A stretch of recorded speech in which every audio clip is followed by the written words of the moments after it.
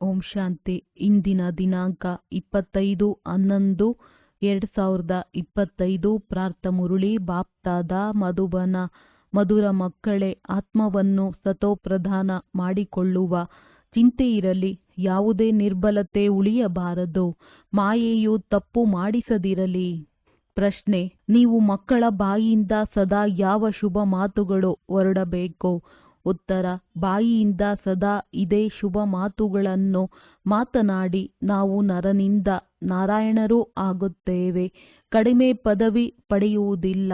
ನಾವೇ ವಿಶ್ವದ ಮಾಲೀಕರಾಗಿದ್ದೆವು, ಈಗ ಪುನಃ ಆಗುತ್ತೇವೆ. ಆದರೆ ಈ ಗುರಿಯು ಉನ್ನತವಾಗಿದೆ. ಆದ್ದರಿಂದ ಬಹಳ ಬಹಳ ಎಚ್ಚರಿಕೆಯಿಂದಿರಬೇಕಾಗಿದೆ. ತಮ್ಮ ಲೆಕ್ಕಪತ್ರವನ್ನು ನೋಡಿಕೊಂಡು ಗುರಿ ಧ್ಯೇಯವನ್ನು ಸನ್ಮುಖದಲ್ಲಿಟ್ಟುಕೊಂಡು ಪುರುಷಾರ್ಥ ಮಾಡಬೇಕು. ಇದರಲ್ಲಿ ಹೃದಯಾಘಾತವಾಗಬಾರದು. ಓಂ ಶಾಂತಿ. ತಂದೆಯು ಕುಳಿತು ಆತ್ಮಿಕ ಮಕ್ಕಳಿಗೆ ತಿಳಿಸುತ್ತಾರೆ. ನೀವಿಲ್ಲಿ ನೆನಪಿನ ಯಾತ್ರೆಯಲ್ಲಿ ಕುಳಿತುಕೊಂಡಾಗ ಸಹೋದರ ಸಹೋದರಿಯರಿಗೆ ಇದನ್ನು ತಿಳಿಸಿ.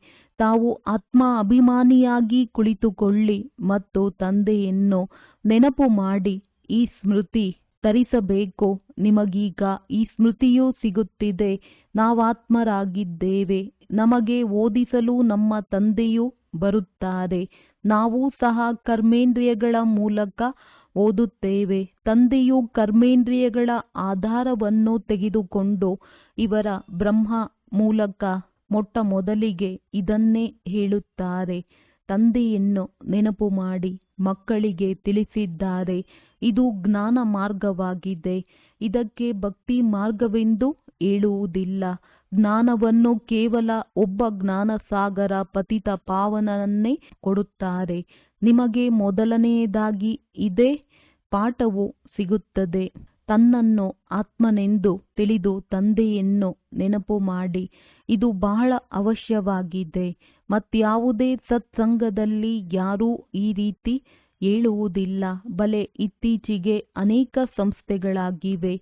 ನಿಮ್ಮಿಂದ ಕೇಳಿ ಯಾರಾದರೂ ಅದನ್ನು ಅನ್ಯರಿಗೆ ಹೇಳಿದರೂ ಸಹ ಅದರ ಅರ್ಥವನ್ನು ತಿಳಿದುಕೊಳ್ಳಲು ಸಾಧ್ಯವಿಲ್ಲ. ಅವರಿಗೆ ತಿಳಿಸಿಕೊಡುವ ಶೈಲಿಯೂ ಬರುವುದಿಲ್ಲ. ಇದನ್ನು ನಿಮಗೆ ತಂದೆಯೂ ತಿಳಿಸುತ್ತಾರೆ.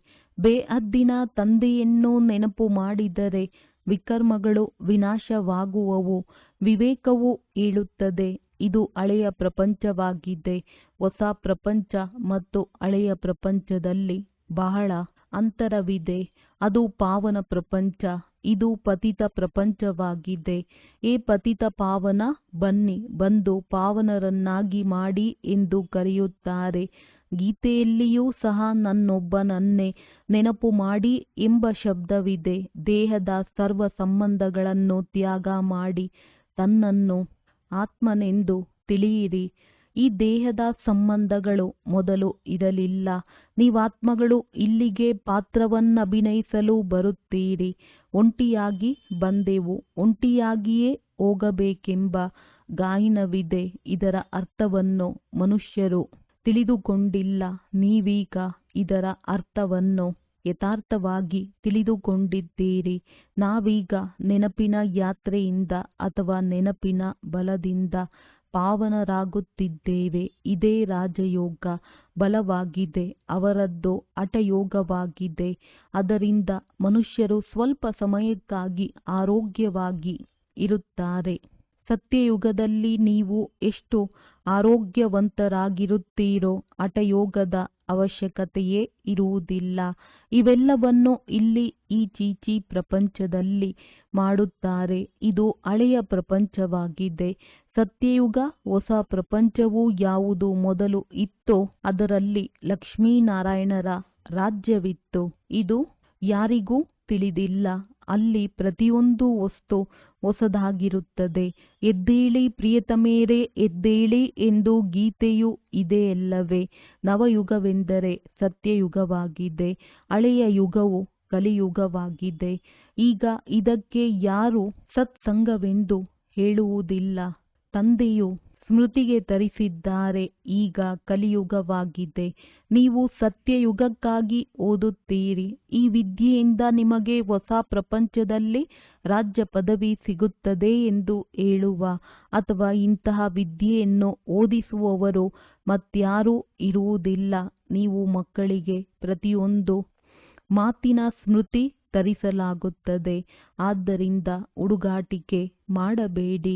ತಂದೆಯು ಎಲ್ಲರಿಗೆ ತಿಳಿಸುತ್ತಿರುತ್ತಾರೆ, ಎಲ್ಲಿಯಾದರೂ ಕುಳಿತುಕೊಳ್ಳಿ, ಉದ್ಯೋಗ ವ್ಯವಹಾರಗಳನ್ನು ಮಾಡಿ, ಆದರೆ ತನ್ನನ್ನು ಆತ್ಮನೆಂದು ತಿಳಿದು ಮಾಡಿ. ಉದ್ಯೋಗ ವ್ಯವಹಾರಗಳಲ್ಲಿ ಏನೇ ಕಷ್ಟವಿದ್ದರೂ ಸಹ ಎಷ್ಟು ಸಾಧ್ಯವೋ ಸಮಯವನ್ನು ತೆಗೆದು ನೆನಪಿನಲ್ಲಿ ಕುಳಿತುಕೊಳ್ಳಿ. ಆಗಲೇ ಆತ್ಮವು ಪವಿತ್ರವಾಗುವುದು. ಮತ್ಯಾವುದೇ ಉಪಾಯವಿಲ್ಲ. ನೀವು ಹೊಸ ಪ್ರಪಂಚಕ್ಕಾಗಿ ರಾಜಯೋಗವನ್ನು ಕಲಿಯುತ್ತಿದ್ದೀರಿ. ನೀವು ಹೊಸ ಪ್ರಪಂಚಕ್ಕಾಗಿ ರಾಜಯೋಗವನ್ನು ಕಲಿಯುತ್ತಿದ್ದೀರಿ. ಪತಿತ ಆತ್ಮರು ಅಲ್ಲಿಗೆ ಹೋಗಲು ಸಾಧ್ಯವಿಲ್ಲ. ಮಾಯೆಯು ಆತ್ಮನ ರೆಕ್ಕೆಗಳನ್ನು ಕತ್ತರಿಸಿ ಹಾಕಿದೆ. ಆತ್ಮವೇ ಹಾರುತ್ತದೆ ಎಲ್ಲವೇ. ಒಂದು ಶರೀರವನ್ನು ಬಿಟ್ಟು ಇನ್ನೊಂದನ್ನು ತೆಗೆದುಕೊಳ್ಳುತ್ತದೆ. ಆತ್ಮವು ಎಲ್ಲದಕ್ಕಿಂತ ತೀಕ್ಷ್ಣ ರಾಕೆಟ್ ಆಗಿದೆ. ನೀವು ಮಕ್ಕಳಿಗೆ ಈ ಹೊಸ ಹೊಸ ಮಾತುಗಳನ್ನು ಕೇಳಿ ಆಶ್ಚರ್ಯವೆನಿಸುತ್ತದೆ. ಆತ್ಮವು ಎಷ್ಟು ಚಿಕ್ಕ ರಾಕೆಟ್ ಆಗಿದೆ, ಆದರೆ ಅದರಲ್ಲಿ 84 ಜನ್ಮಗಳ ಪಾತ್ರವೂ ಅಡಕವಾಗಿದೆ. ಇಂತಹ ಮಾತುಗಳನ್ನು ನೆನಪಿಟ್ಟುಕೊಂಡಾಗ ಉಮಂಗ ಬರುವುದು. ಶಾಲೆಯಲ್ಲಿ ವಿದ್ಯಾರ್ಥಿಗಳ ಬುದ್ಧಿಯಲ್ಲಿ ವಿದ್ಯೆಯು ನೆನಪಿರುತ್ತದೆ ಎಲ್ಲವೇ. ಈಗ ನಿಮ್ಮ ಬುದ್ಧಿಯಲ್ಲಿ ಏನಿದೆ? ಬುದ್ಧಿಯು ಶರೀರದಲ್ಲಿಲ್ಲ, ಆತ್ಮದಲ್ಲಿಯೇ ಮನಸ್ಸು ಬುದ್ಧಿ ಇದೆ. ಆತ್ಮವೇ ಓದುತ್ತದೆ. ನೌಕರಿ ಇತ್ಯಾದಿಗಳೆಲ್ಲವನ್ನೂ ಆತ್ಮವೇ ಮಾಡುತ್ತದೆ. ಶಿವತಂದೆಯೂ ಸಹ ಆತ್ಮನಾಗಿದ್ದಾರೆ. ಆದರೆ ಅವರಿಗೆ ಪರಮ ಆತ್ಮನೆಂದು ಹೇಳುತ್ತಾರೆ. ಅವರು ಜ್ಞಾನ ಸಾಗರನಾಗಿದ್ದಾರೆ. ಅತಿ ಚಿಕ್ಕ ಬಿಂದುವಾಗಿದ್ದಾರೆ. ಆ ತಂದೆಯಲ್ಲಿ ಯಾವ ಸಂಸ್ಕಾರವಿದೆಯೋ ಅದನ್ನೇ ನೀವು ಮಕ್ಕಳಲ್ಲಿ ತುಂಬುತ್ತಾರೆ. ಇದು ಸಹ ಯಾರಿಗೂ ತಿಳಿದಿಲ್ಲ. ನೀವೀಗ ಯೋಗ ಬಲದಿಂದ ಪಾವನರಾಗುತ್ತಿದ್ದೀರಿ. ಅದಕ್ಕಾಗಿ ಪುರುಷಾರ್ಥ ಮಾಡಬೇಕಾಗಿದೆ. ಎಲ್ಲಿ ಅನುತ್ತೀರ್ಣರಾಗಿ ಬಿಡುತ್ತೇವೆಯೋ ಎಂದು ವಿದ್ಯೆಯಲ್ಲಿ ಚಿಂತೆ ಇರುತ್ತದೆ. ಇಲ್ಲಿ ಮೊಟ್ಟಮೊದಲನೆಯ ವಿಷಯವೇ ಆಗಿದೆ. ನಾವಾತ್ಮರು ಸತೋಪ್ರಧಾನವಾಗಬೇಕು. ಯಾವ ನಿರ್ಬಲತೆಯೂ ಉಳಿಯಬಾರದು. ಇಲ್ಲವಾದರೆ ಅನುತ್ತೀರ್ಣರಾಗಿ ಬಿಡುತ್ತೇವೆ. ಮಾಯೆಯು ನಿಮಗೆ ಪ್ರತಿ ಮಾತಿನಲ್ಲಿ ಮರೆಸುತ್ತದೆ. ಚಾರ್ಟ್ ಇಡಬೇಕೆಂದು ಆತ್ಮವು ಬಯಸುತ್ತದೆ. ಇಡೀ ದಿನದಲ್ಲಿ ಯಾವುದೇ ಆಸುರಿ ಕೆಲಸ ಮಾಡಬಾರದು ಎಂಬ ಸಂಕಲ್ಪವೂ ಇರುತ್ತದೆ. ಆದರೆ ಮಾಯೆಯು ಚಾರ್ಟ್ ಇಡಲು ಬಿಡುವುದಿಲ್ಲ. ನೀವು ಮಾಯೆಯ ವಶದಲ್ಲಿ ಬಂದು ಬಿಡುತ್ತೀರಿ. ಚಾರ್ಟ್ ಇಡಬೇಕೆಂದು ಮನಸ್ಸು ಹೇಳುತ್ತದೆ. ವ್ಯಾಪಾರಿಗಳು ಯಾವಾಗಲೂ ಲಾಭ ನಷ್ಟದ ಲೆಕ್ಕವನ್ನಿಡುತ್ತಾರೆ. ನಿಮ್ಮದೂ ಸಹ ಇದು ದೊಡ್ಡ ಲೆಕ್ಕಾಚಾರವಾಗಿದೆ. 21 ಜನ್ಮಗಳ ಸಂಪಾದನೆಯಾಗಿದೆ ಅಂದಾಗ ಇದರಲ್ಲಿ ಹುಡುಗಾಟಿಕೆ ಮಾಡಬಾರದು. ಮಕ್ಕಳು ಬಹಳ ಹುಡುಗಾಟಿಕೆ ಮಾಡುತ್ತಾರೆ. ಈ ತಂದೆ ಬ್ರಹ್ಮ ನಂತೂ ನೀವು ಸೂಕ್ಷ್ಮವತನದಲ್ಲಿ ಹಾಗೂ ಸ್ವರ್ಗದಲ್ಲಿಯೂ ನೋಡುತ್ತೀರಿ. ಇವರು ಬಹಳ ಪುರುಷಾರ್ಥ ಮಾಡುತ್ತಾರೆ. ಇವರಿಗೂ ಆಶ್ಚರ್ಯವೆನಿಸುತ್ತದೆ. ತಂದೆಯ ನೆನಪಿನಲ್ಲಿ ಸ್ನಾನ ಮಾಡುತ್ತೇನೆ, ಭೋಜನ ಸ್ವೀಕರಿಸುತ್ತೇನೆ, ಆದರೂ ಸಹ ಮರೆತು ಹೋಗುತ್ತೇನೆ. ಮತ್ತೆ ನೆನಪು ಮಾಡಬೇಕಾಗುತ್ತದೆ. ಇದೇ ಅತಿ ದೊಡ್ಡ ಸಬ್ಜೆಕ್ಟ್ ಆಗಿದೆ. ಈ ಮಾತಿನಲ್ಲಿ ಯಾವುದೇ ಮತಭೇದ ಬರಲು ಸಾಧ್ಯವಿಲ್ಲ. ಗೀತೆಯಲ್ಲಿಯೂ ಇದೆ, ದೇಹ ಸಹಿತ ದೇಹದ ಎಲ್ಲ ಧರ್ಮಗಳನ್ನು ಬಿಡಿ ಎಂದು ಅಂದ ಮೇಲೆ ಇನ್ನು ಉಳಿಯುವುದು ಆತ್ಮ ಮಾತ್ರ. ದೇಹವನ್ನು ಮರೆತು ತನ್ನನ್ನು ಆತ್ಮನೆಂದು ತಿಳಿಯಿರಿ. ಆತ್ಮವೇ ಪತಿತ ತಮೋಪ್ರಧಾನವಾಗಿದೆ. ಆದರೆ ಮನುಷ್ಯರು ಆತ್ಮವು ನಿರ್ಲೇಪವಾಗಿದೆ. ಆತ್ಮನೇ ಪರಮಾತ್ಮ, ಪರಮಾತ್ಮನೇ ಆತ್ಮನೆಂದು ಹೇಳಿಬಿಡುತ್ತಾರೆ. ಆದ್ದರಿಂದ ಆತ್ಮದಲ್ಲಿ ಯಾವುದೇ ಲೇಪಚೇಪವೂ ಅಂಟುವುದಿಲ್ಲವೆಂದು ತಿಳಿಯುತ್ತಾರೆ. ತಮೋಗುಣಿ ಮನುಷ್ಯರಾಗಿರುವ ಕಾರಣ ತಮೋಗುಣಿ ಶಿಕ್ಷಣವನ್ನೇ ಕೊಡುತ್ತಾರೆ. ಸತೋಗುಣಿಗಳನ್ನಾಗಿ ಮಾಡಲು ಅವರಿಂದ ಸಾಧ್ಯವಿಲ್ಲ. ಭಕ್ತಿ ಮಾರ್ಗದಲ್ಲಿ ತಮೋ ಪ್ರಧಾನರಾಗಲೇಬೇಕಾಗಿದೆ. ಪ್ರತಿ ವಸ್ತು ಮೊದಲು ಸತೋ ಪ್ರಧಾನ, ನಂತರ ಸತೋ ರಜೋ ತಮೋದಲ್ಲಿ ಬರುತ್ತದೆ. ಸ್ಥಾಪನೆ ಮತ್ತು ವಿನಾಶವಾಗುತ್ತದೆ. ತಂದೆಯು ಹೊಸ ಪ್ರಪಂಚದ ಸ್ಥಾಪನೆ ಮಾಡಿಸುತ್ತಾರೆ. ನಂತರ ಈ ಹಳೆಯ ಪ್ರಪಂಚದ ವಿನಾಶವಾಗಿ ಬಿಡುತ್ತದೆ. ಭಗವಂತನಂತೂ ಹೊಸ ಪ್ರಪಂಚವನ್ನು ರಚಿಸುವವರಾಗಿದ್ದಾರೆ. ಈ ಹಳೆಯ ಪ್ರಪಂಚವು ಬದಲಾಗಿ ಹೊಸದಾಗುವುದು. ಹೊಸ ಪ್ರಪಂಚದ ಚಿಹ್ನೆಯಾಗಿ ಈ ಲಕ್ಷ್ಮೀ ನಾರಾಯಣರಿದ್ದಾರಲ್ಲವೇ, ಇವರು ಹೊಸ ಪ್ರಪಂಚದ ಮಾಲೀಕರಾಗಿದ್ದಾರೆ. ತ್ರೇತಾಯುಗಕ್ಕೂ ಹೊಸ ಪ್ರಪಂಚವೆಂದು ಹೇಳುವುದಿಲ್ಲ. ಕಲಿಯುಗಕ್ಕೆ ಹಳೆಯದ್ದು, ಸತ್ಯಯುಗಕ್ಕೆ ಹೊಸದೆಂದು ಹೇಳಲಾಗುವುದು. ಕಲಿಯುಗದ ಅಂತ್ಯ ಮತ್ತು ಸತ್ಯಯುಗದ ಆದಿಯ ಇದು ಸಂಗಮ ಯುಗವಾಗಿದೆ. ಯಾರಾದರೂ MA BA ಓದುತ್ತಾರೆಂದರೆ ಉನ್ನತ ಪದವಿಯನ್ನು ಪಡೆಯುತ್ತಾರಲ್ಲವೇ. ನೀವು ಈ ವಿದ್ಯೆಯಿಂದ ಎಷ್ಟು ಶ್ರೇಷ್ಠರಾಗುತ್ತೀರಿ. ಇವರನ್ನು ಇಷ್ಟು ಶ್ರೇಷ್ಠರನ್ನಾಗಿ ಯಾರು ಮಾಡಿದರು ಎಂಬ ಮಾತು ಪ್ರಪಂಚದವರಿಗೂ ತಿಳಿದಿಲ್ಲ. ನೀವೀಗ ಆದಿ ಮಧ್ಯ ಅಂತ್ಯವನ್ನು ಅರಿತುಕೊಂಡಿದ್ದೀರಿ. ಎಲ್ಲರ ಜೀವನ ಚರಿತ್ರೆಯನ್ನು ನೀವು ತಿಳಿದುಕೊಂಡಿದ್ದೀರಿ. ಇದೇ ಜ್ಞಾನವಾಗಿದೆ. ಭಕ್ತಿಯಲ್ಲಿ ಜ್ಞಾನವಿಲ್ಲ. ಕೇವಲ ಕರ್ಮಕಾಂಡವನ್ನು ಕಲಿಸುತ್ತಾರೆ. ಭಕ್ತಿಯು ವಿಸ್ತಾರವಾಗಿದೆ. ಎಷ್ಟೊಂದು ವರ್ಣನೆ ಮಾಡುತ್ತಾರೆ. ಭಕ್ತಿಯು ನೋಡಲು ಬಹಳ ಸುಂದರವಾಗಿ ಕಾಣುತ್ತದೆ. ಬೀಜದಲ್ಲಿ ಸೌಂದರ್ಯವಿರುವುದಿಲ್ಲ. ಇಷ್ಟು ಚಿಕ್ಕ ಬೀಜದಿಂದ ಎಷ್ಟು ದೊಡ್ಡ ವೃಕ್ಷವಾಗಿ ಬಿಡುತ್ತದೆ. ಇದು ಭಕ್ತಿಯ ವೃಕ್ಷವಾಗಿದೆ. ಬಹಳಷ್ಟು ಕರ್ಮಕಾಂಡವಿದೆ. ಜ್ಞಾನದ ಗುಟುಕು ಒಂದೇ ಆಗಿದೆ, ಮನ್ಮನಾಭವ. ತಂದೆಯೂ ತಿಳಿಸುತ್ತಾರೆ, ತಮೋ ಪ್ರಧಾನರಿಂದ ಸತೋ ಪ್ರಧಾನರಾಗಲು ನನ್ನನ್ನು ನೆನಪು ಮಾಡಿ. ಏ ಪತಿತ ಪಾವನ, ಬಂದು ನಮ್ಮನ್ನು ಪಾವನ ಮಾಡಿ ಎಂದು ನೀವೇ ಹೇಳುತ್ತೀರಿ. ಏಕೆಂದರೆ ರಾವಣ ರಾಜ್ಯದಲ್ಲಿ ಎಲ್ಲರೂ ಪತಿತ ದುಃಖಿಯಾಗಿದ್ದಾರೆ. ರಾಮ ರಾಜ್ಯದಲ್ಲಿ ಎಲ್ಲರೂ ಪಾವನ ಸುಖಿಯಾಗಿರುತ್ತಾರೆ. ರಾಮರಾಜ್ಯ ರಾವಣ ರಾಜ್ಯ ಎಂಬ ಹೆಸರಂತೂ ಇದೆ. ಆದರೆ ರಾಮರಾಜ್ಯವನ್ನು ಕುರಿತು ನೀವು ಮಕ್ಕಳ ವಿನಃ ಮತ್ಯಾರೂ ತಿಳಿದುಕೊಂಡಿಲ್ಲ. ನೀವೀಗ ಪುರುಷಾರ್ಥ ಮಾಡುತ್ತಿದ್ದೀರಿ. 84 ಜನ್ಮಗಳ ರಹಸ್ಯವೂ ನಿಮ್ಮ ವಿನಃ ಯಾರಿಗೂ ತಿಳಿದಿಲ್ಲ. ಬಲೆ ಭಗವಾನುವಾಚ ಮನ್ಮನಾಭವ ಎಂದು ಹೇಳುತ್ತಾರೆ. ಈಗ ಈ ಚಕ್ರವು ಮುಕ್ತಾಯವಾಗುತ್ತದೆ. ಆದರೆ ನಿಮ್ಮ 84 ಜನ್ಮಗಳು ಹೇಗೆ ಪೂರ್ಣವಾಗುತ್ತದೆ ಎಂಬ ಮಾತನ್ನು ಯಾರೂ ತಿಳಿಸುವುದಿಲ್ಲ. ಗೀತೆಯನ್ನು ಓದಿ ತಿಳಿಸುವವರ ಬಳಿ ಹೋಗಿ ಕೇಳಿರಿ. ಗೀತೆಯಲ್ಲಿ ಏನು ಹೇಳುತ್ತಾರೆ. ನಿಮ್ಮ ಬುದ್ಧಿಯಲ್ಲಂತೂ ಈಗ ಇಡೀ ಜ್ಞಾನವು ಹನಿಯುತ್ತಿರುತ್ತದೆ. ತಂದೆಯು ಕೇಳುತ್ತಾರೆ, ಮಕ್ಕಳೇ, ಮೊದಲು ಎಂದಾದರೂ ಮಿಲನ ಮಾಡಿದ್ದೀರಾ? ಹೌದು ಬಾಬಾ, ಕಲ್ಪದ ಮೊದಲು ಮಿಲನ ಮಾಡಿದ್ದೆವು ಎಂದು ಹೇಳುತ್ತಾರೆ. ತಂದೆಯು ಕೇಳುತ್ತಾರೆ ಮತ್ತು ನೀವು ಅರ್ಥಸಹಿತವಾಗಿ ಉತ್ತರ ಕೊಡುತ್ತೀರಿ. ಕೇವಲ ಗಿಳಿಯ ತರಹ ಹೇಳಿಬಿಡುವುದಲ್ಲ. ಮತ್ತೆ ತಂದೆಯು ಕೇಳುತ್ತಾರೆ, ಒಳ್ಳೆಯದು, ಏಕೆ ಮಿಲನ ಮಾಡಿದ್ದೀರಿ? ಏನನ್ನು ಪ್ರಾಪ್ತಿ ಮಾಡಿಕೊಂಡಿದ್ದೀರಿ? ಆಗ ನೀವು ಹೇಳಿ, ನಾವು ವಿಶ್ವದ ರಾಜ್ಯವನ್ನು ಪಡೆದಿದ್ದೆವು. ಅದರಲ್ಲಿ ಎಲ್ಲವೂ ಬಂದು ಬಿಡುತ್ತದೆ. ನರನಿಂದ ನಾರಾಯಣನಾಗಿದ್ದೆವು ಎಂದು ಬಲೆ ನೀವು ಹೇಳುತ್ತೀರಿ. ಆದರೆ ವಿಶ್ವದ ಮಾಲೀಕರಾಗುವುದು ಎಂದರೆ ಅದರಲ್ಲಿ ರಾಜರಾಣಿ ಮತ್ತು ದೈವಿ ರಾಜಧಾನಿ ಎಲ್ಲವೂ ಇರುತ್ತದೆ. ರಾಜರಾಣಿ ಪ್ರಜೆಗಳು ಎಲ್ಲವೂ ಬಂದು ಬಿಡುತ್ತದೆ. ಇದಕ್ಕೆ ಶುಭ ನುಡಿಯುವುದು ಎಂದು ಹೇಳಲಾಗುತ್ತದೆ. ನಾವಂತೂ ನರನಿಂದ ನಾರಾಯಣನೇ ಆಗುತ್ತೇನೆ, ಕಡಿಮೆ ಪದವಿಯನ್ನಲ್ಲ ಎಂದು ಮಕ್ಕಳು ಹೇಳುತ್ತಾರೆ. ಇದಕ್ಕೆ ತಂದೆಯೂ ತಿಳಿಸುತ್ತಾರೆ, ಹೌದು ಮಕ್ಕಳೇ, ಪೂರ್ಣ ಪುರುಷಾರ್ಥ ಮಾಡಿ. ಈಗಿನ ಪುರುಷಾರ್ಥದನುಸಾರ ನಾವು ಶ್ರೇಷ್ಠ ಪದವಿಯನ್ನು ಪಡೆಯುತ್ತೇವೆಯೇ ಅಥವಾ ಇಲ್ಲವೇ? ಎಷ್ಟು ಮಂದಿಗೆ ಮಾರ್ಗವನ್ನು ತಿಳಿಸಿದ್ದೇನೆ. ಎಷ್ಟು ಜನ ಅಂಧರಿಗೆ ಊರುಗೋಲಾಗಿದ್ದೇನೆ ಎಂದು ತಮ್ಮ ಲೆಕ್ಕಪತ್ರವನ್ನು ನೋಡಿಕೊಳ್ಳಿ. ಒಂದು ವೇಳೆ ಸರ್ವಿಸ್ ಮಾಡಲಿಲ್ಲವೆಂದರೆ ನಾವು ಪ್ರಜೆಗಳಲ್ಲಿ ಹೋಗುತ್ತೇವೆಂದು ತಿಳಿಯಿರಿ. ತಮ್ಮೊಂದಿಗೆ ಕೇಳಿಕೊಳ್ಳಿ, ಒಂದು ವೇಳೆ ನಾವೀಗ ಶರೀರವನ್ನು ಬಿಟ್ಟರೆ ಯಾವ ಪದವಿಯನ್ನು ಪಡೆಯುತ್ತೇವೆ? ಬಹಳ ದೊಡ್ಡ ಗುರಿಯಾಗಿದೆ. ಆದ್ದರಿಂದ ಎಚ್ಚರಿಕೆಯಿಂದಿರಿ.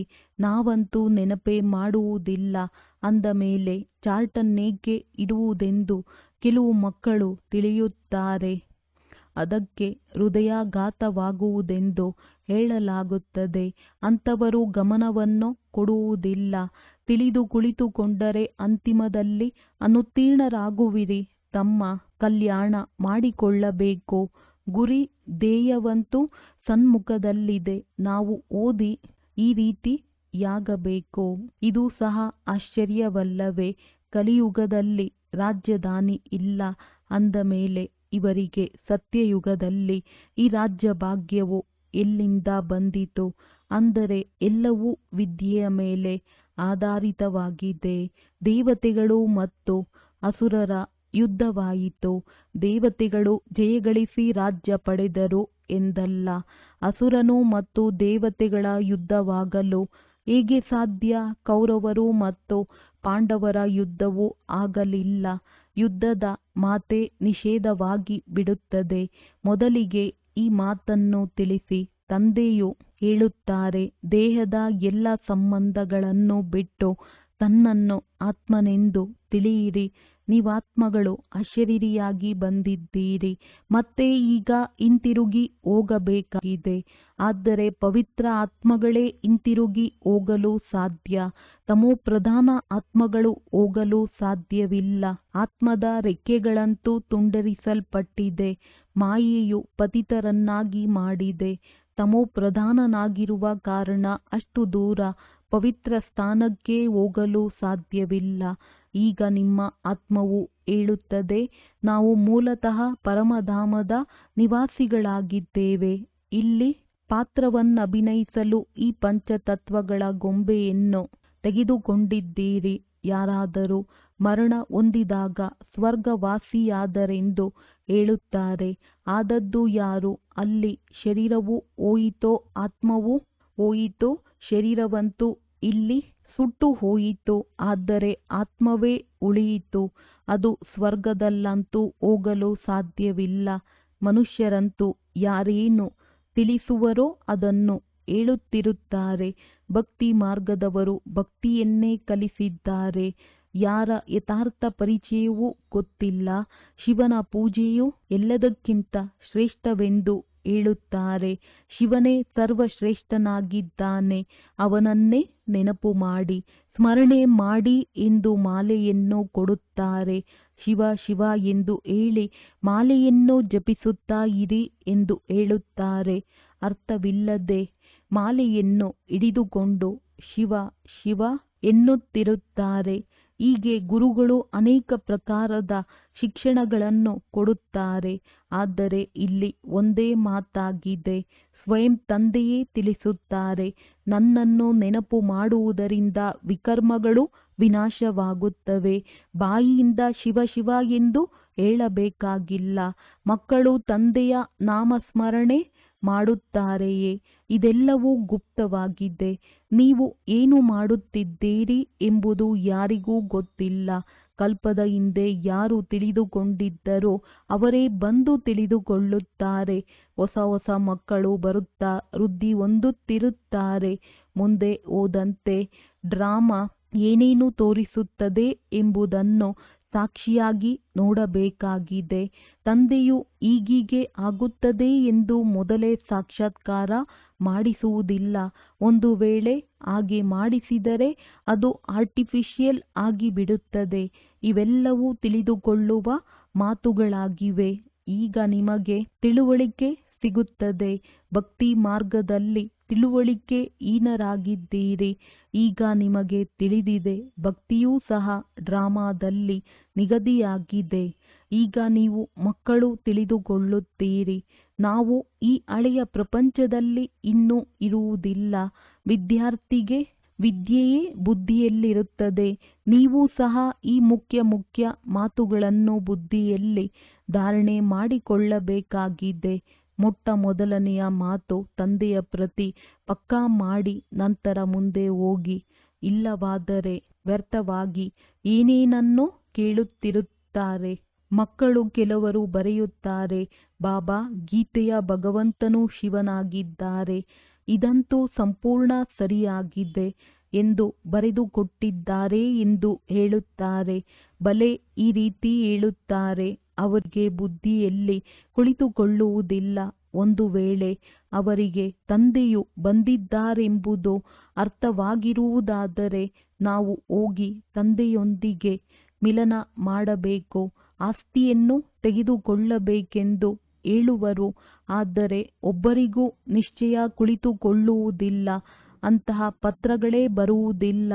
ಬಲೆ ಜ್ಞಾನವು ಚೆನ್ನಾಗಿದೆ ಎಂದು ಬರೆಯುತ್ತಾರೆ. ಆದರೆ ಅಂತಹ ತಂದೆಯು ಯಾರಿಂದ ನಾವು ಇಷ್ಟು ಸಮಯ ದೂರ ಉಳಿದಿದ್ದೆವು, ಭಕ್ತಿ ಮಾರ್ಗದಲ್ಲಿ ಎಷ್ಟು ಅಲೆದಾಡಿದೆವು. ಈಗ ಆ ತಂದೆಯು ವಿಶ್ವದ ಮಾಲೀಕರನ್ನಾಗಿ ಮಾಡಲು ಬಂದಿದ್ದಾರೆ. ನಾವು ಅವರ ಬಳಿ ಹೋಗಲೇಬೇಕು ಎನ್ನುವ ಧೈರ್ಯವೂ ಯಾರಿಗೂ ಇಲ್ಲ. ಮುಂದೆ ಹೋದಂತೆ ಅವಶ್ಯವಾಗಿ ಬರುತ್ತಾರೆ. ಒಂದು ವೇಳೆ ತಂದೆಯನ್ನು ಅರಿತುಕೊಂಡಿದ್ದೀರಿ, ಅವರೇ ಸರ್ವಶ್ರೇಷ್ಠ ಭಗವಂತನಾಗಿದ್ದಾರೆ ಎಂಬುದು ಅರ್ಥವಾಗಿದೆ ಎನ್ನುವುದಾದರೆ ಅವರ ಮಕ್ಕಳಾಗಬೇಕಲ್ಲವೇ? ಅವರ ಬುದ್ಧಿಯ ಬೀಗವು ತೆರೆಯುವಂತೆ ತಿಳುವಳಿಕೆ ಕೊಡಬೇಕಾಗಿದೆ. ಒಳ್ಳೆಯದು. ಮಧುರಾತಿ ಮಧುರ ಅಗಲಿ ಹೋಗಿ ಮರಳಿ ಸಿಕ್ಕಿರುವ ಮಕ್ಕಳ ಪ್ರತಿ ಮಾತ್ಪಿತಾ ಬಾಪ್ ತಾದಾರವರ ನೆನಪು, ಪ್ರೀತಿ ಹಾಗೂ ಸುಪ್ರಭಾತ. ಆತ್ಮಿಕ ಮಕ್ಕಳಿಗೆ ಆತ್ಮಿಕ ತಂದೆಯ ನಮಸ್ತೆ. ಧಾರಣೆಗಾಗಿ ಮುಖ್ಯ ಸಾರ. ಉದ್ಯೋಗ ವ್ಯವಹಾರಗಳನ್ನು ಮಾಡುತ್ತಾ ಆತ್ಮವನ್ನು ಪಾವನ ಮಾಡಿಕೊಳ್ಳುವುದಕ್ಕಾಗಿ ಸಮಯ ತೆಗೆದು ನೆನಪಿನ ಪರಿಶ್ರಮ ಪಡಬೇಕಾಗಿದೆ. ಎಂದು ಯಾವುದೇ ಆಸುರಿ ಕರ್ಮ ಮಾಡಬಾರದು. ತನ್ನ ಮತ್ತು ಅನ್ಯರ ಕಲ್ಯಾಣ ಮಾಡಬೇಕಾಗಿದೆ. ವಿದ್ಯೆಯನ್ನು ಓದಬೇಕು ಮತ್ತು ಓದಿಸಬೇಕಾಗಿದೆ. ನಾನೇ ಎಲ್ಲ ಅರಿತವನೆಂದು ತಿಳಿಯಬಾರದು. ನೆನಪಿನ ಬಲವನ್ನು ಜಮಾ ಮಾಡಿಕೊಳ್ಳಬೇಕಾಗಿದೆ. ವರದಾನ. ಹೆಸರು ಮತ್ತು ಮಾನ ತ್ಯಾಗದ ಮುಖಾಂತರ ಸರ್ವರಿಂದ ಪ್ರೀತಿಯನ್ನು ಗಳಿಸುವಂತಹ ವಿಶ್ವದ ಭಾಗ್ಯ ವಿಧಾತ ಭವ. ಹೇಗೆ ತಂದೆಯನ್ನು ನಾಮರೂಪದಿಂದ ನ್ಯಾರ ಎಂದು ಹೇಳುವಿರಿ, ಆದರೆ ಎಲ್ಲರಿಗಿಂತಲೂ ಅಧಿಕ ಹೆಸರಿನ ಗಾಯನ ತಂದೆಯದಿದೆ. ಅದೇ ರೀತಿ ನೀವು ಸಹ ಅಲ್ಪಕಾಲದ ನಾಮ ಮತ್ತು ಮಾನದಿಂದ ನ್ಯಾರ ಆಗಿ ಆಗ ಸದಾ ಕಾಲಕ್ಕಾಗಿ ಸರ್ವರಿಗೆ ಪ್ರಿಯ ಸ್ವತಃವಾಗಿ ಆಗಿಬಿಡುವಿರಿ. ಯಾರು ನಾಮಮಾನದ ಬಿಕಾರಿತನದ ತ್ಯಾಗ ಮಾಡುತ್ತಾರೆ ಅವರು ವಿಶ್ವದ ಭಾಗ್ಯವಿಧಾತ ಆಗಿಬಿಡುತ್ತಾರೆ. ಕರ್ಮದ ಫಲವಂತೂ ಸ್ವತಃ ನಿಮ್ಮ ಮುಂದೆ ಸಂಪನ್ನ ಸ್ವರೂಪದಲ್ಲಿ ಬರುತ್ತದೆ. ಆದ್ದರಿಂದ ಅಲ್ಪಕಾಲದ ಇಚ್ಛಾ ಮಾತ್ರಂ ಅವಿದ್ಯೆ ಆಗಿ ಕಚ್ಚಾ ಫಲ ತಿನ್ನಬೇಡಿ. ಅದರ ತ್ಯಾಗ ಮಾಡಿದ್ದೇ ಆದರೆ ಭಾಗ್ಯ ನಿಮ್ಮ ಹಿಂದೆ ಬರುತ್ತದೆ. ಸ್ಲೋಗನ್. ಪರಮಾತ್ಮ ತಂದೆಯ ಮಕ್ಕಳಾಗಿರುವಿರಿ ಅಂದಾಗ ಬುದ್ಧಿರೂಪಿ ಕಾಲು ಸದಾ ಸಿಂಹಾಸನಾಧಿಕಾರಿಯಾಗಿರುತ್ತದೆ. ಅವ್ಯಕ್ತ ಸೂಚನೆ. ಅಶರೀರಿ ಅಥವಾ ವಿದೇಹಿ ಸ್ಥಿತಿಯ ಅಭ್ಯಾಸ ಹೆಚ್ಚಿಸಿ. ಯಾವುದೇ ಸೇವೆಯ ಪ್ಲಾನ್ ಮಾಡುತ್ತೀರಿ, ಬಲೆ ಮಾಡಿ, ಬಲೆ ಯೋಚಿಸಿ. ಆದರೆ ಏನಾಗುವುದು? ಆಶ್ಚರ್ಯವಂತರಾಗಿ ಅಲ್ಲ, ವಿದೇಹಿ ಸಾಕ್ಷಿಯಾಗಿ ಯೋಚಿಸಿ. ಯೋಚಿಸಿದ್ದೀರಿ, ಪ್ಲಾನ್ ತಯಾರು ಮಾಡಿದ್ದೀರಿ ಹಾಗೂ ಸೆಕೆಂಡ್ನಲ್ಲಿ ಪ್ಲಾನ್ ಸ್ಥಿತಿ ಆಗುತ್ತಾ ಹೋಗಿ. ಈಗ ಈ ಸ್ಥಿತಿಯ ಅವಶ್ಯಕತೆ ಇದೆ. ಈ ವಿದೇಹಿ ಸ್ಥಿತಿ ಪರಿಸ್ಥಿತಿಯನ್ನು ಸಹಜವಾಗಿ ಪಾರು ಮಾಡಿಬಿಡುವುದು. ಹೇಗೆಂದರೆ ಮೋಡಗಳು ಬರುತ್ತದೆ, ಹೊರಟು ಹೋಗುತ್ತದೆ. ವಿದೇಹಿ ಅಚಲ ಅಡೋಲ ಆಗಿ ಆಟವನ್ನು ನೋಡುತ್ತಿರುತ್ತಾರೆ. ಒಳ್ಳೆಯದು. ಓಂ ಶಾಂತಿ. ಓಂ